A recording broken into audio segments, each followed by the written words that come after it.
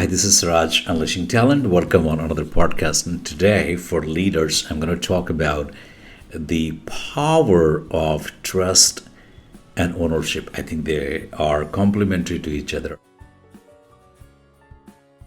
As a leader, the more trust you build in people about yourself, the more ownership people take. You have to look at how trust exists within your organization. Do employees trust one another? Do you trust your team? Does your team trust you? And do people take personal responsibilities and ownership in the business? When people take ownership, they go extra mile. When they go extra mile, they take risks.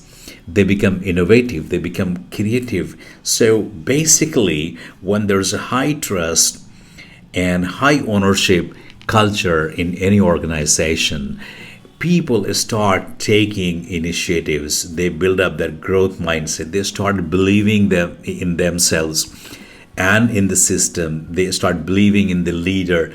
They just come out of that blame game, culture, and they just not remain accountable for the work and the duties and the specifications that are there. So for senior leaders, it is very important that the efforts are made in a way that every employee is connected towards the larger goal of the organization. And to do that, the leader can use the trust and ownership model, because when there is a trust, there is a sense of ownership, and that's when people start going extra mile.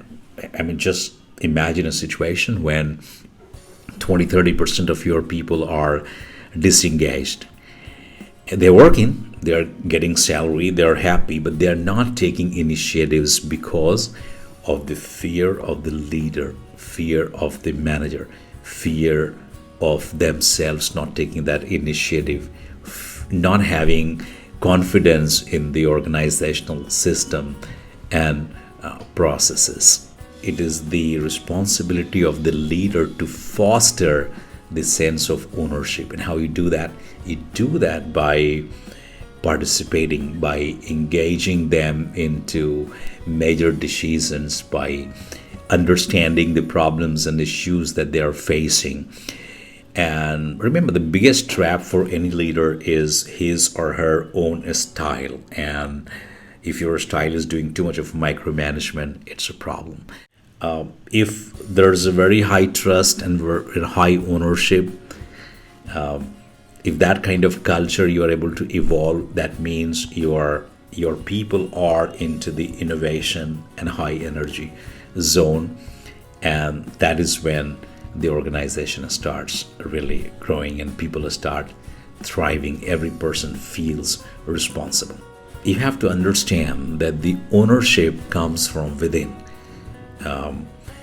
from the motivation that comes from within. It is an intrinsic motivation that helps people take ownership of something and feel accountable and responsible for something. I will give you an example. Care, compassion, help and support and empathy. These are leadership qualities.